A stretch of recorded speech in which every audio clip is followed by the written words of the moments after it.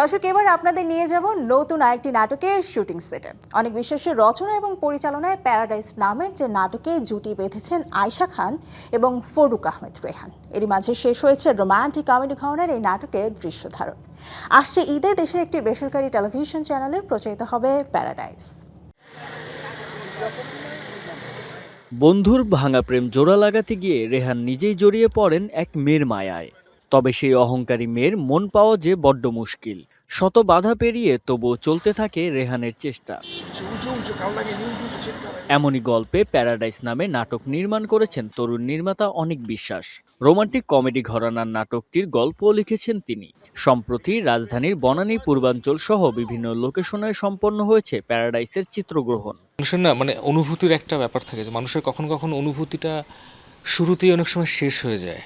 তো এরকমই একটা গল্প চিন্তা ভাবনা ছিল। আমার টিম সব কিছু মিলে কাজটা আমি সুন্দরভাবে করছি, খুব ভালোভাবে করছি এবং তারা খুবই ভালো অভিনয় করছে। বাকিটা যখন আপনারা দেখবেন বা লোকে দেখবে, তারাই বলতে পারবে আসলে কতটা ভালো কাজ হয়েছে। এটা ভিন্ন গল্পের এই নাটকে প্রথমবার জুটি বেঁধেছেন রেহান ও আয়েশা খান। কাজটি করে যেমন খুশি এই দুই তারকা, তেমনই খুশি অন্যান্য শিল্পীরাও।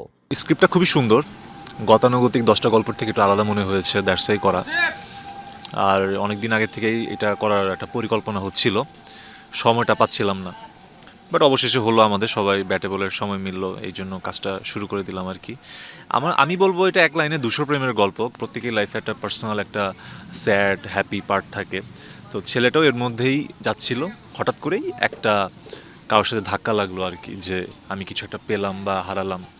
এইসব নিয়ে আসলে গল্পটা খুব সুন্দর করে পরিকল্পনা করা। আমরা খুব সুন্দর করে চেষ্টা করছি পুরো টিম গুছিয়ে পুরো কাজটা করতে। নাটকটার নাম হচ্ছে প্যারাডাইস। আজকে আমাদের শ্যুটের দ্বিতীয় দিন এবং আজকে আমরা অনেকখানি কাজে এগিয়ে গিয়েছি। এই গল্পটা টার্নিং পয়েন্টটা হচ্ছে আমার গল্প থেকে শুরু হয়েছে। তা আমি এখানে হচ্ছে পুরান ঢাকার একটা একটা ক্যারেক্টার করতেছি। ও হচ্ছে একটু থাকে রংবাস টাইপের, আর হচ্ছে ওর ক্যারেক্টারের নাম হচ্ছে ক্যারে। হ্যাঁ, তো ওর আসলে ব্রেকআপ হয়ে যায়। তো ব্রেকআপটা হয় হচ্ছে একটা এজেন্টের মাধ্যমে। তো এইভাবেই গল্পটা আগায়। তো এই গল্পটা খুবই রোমান্টিক এবং হচ্ছে ফানও আছে এবং দর্শক এন্টারটেন পাবে আর কি। এটা খুব ভালো গল্প। আসন্ন ঈদুল ফিতরে একটি বেসরকারি টেলিভিশনে মুক্তি পাবে প্যারাডাইস।